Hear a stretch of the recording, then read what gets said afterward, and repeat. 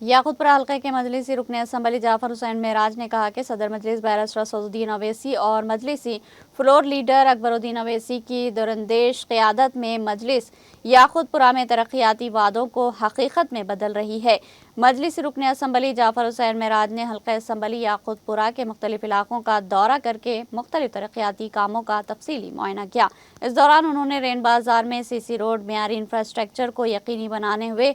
نئی بچھائی گئی سڑک کا معائنہ کیا۔ اسی طرح سے مرگی نالہ یاقوتپورہ ریلوے اسٹیشن کے قریب ہائیڈرا کی زیر نگرانی صفائی، عظمت نگر روڈ، رین بازار میں نئی تعمیر شدہ سڑک کی پیش رفت کا جائزہ لیا۔ اس موقع پر مجلس رکن اسمبلی قانون ساز کونسل مرزا ریاض الحسن افندی، مجلس کے کارپوریٹرز اور مجلس کے دیگر سرگرم کارکن بھی موجود تھے۔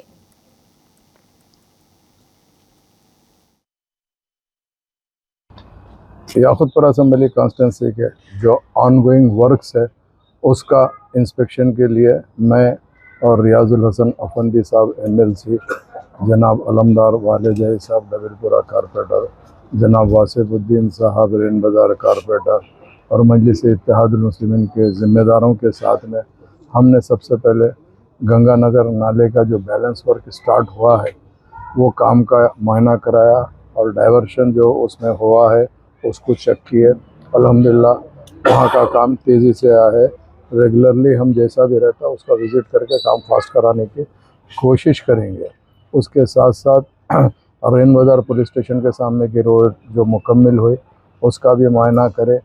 اور اس کے بعد میں ہم نے جو مرگی نالہ ہے، جو ڈی سلٹنگ کا جو کام ہائیڈرا کی جانب سے کروایا جا رہا ہے، جو یاقوتپورہ ریلوے ٹریک کے بازو کے، اس کا بھی انسپیکشن کیے، اور اس کے ساتھ ساتھ یہ عظمت نگر میں جو CC روڈ پڑی رین بازار ڈویژن ہے وہ بھی معائنہ کرے ہیں۔ نقیب ملت بیرسٹر اسدالدین اویسی صاحب کی خاص نگرانی کے اندر اور حبیب ملت جناب اکبر الدین اویسی صاحب کی قیادت کے اندر مجلس اتحاد المسلمین کے تمام ذمہ دار، چاہے میں ہوں، MLC صاحب ہو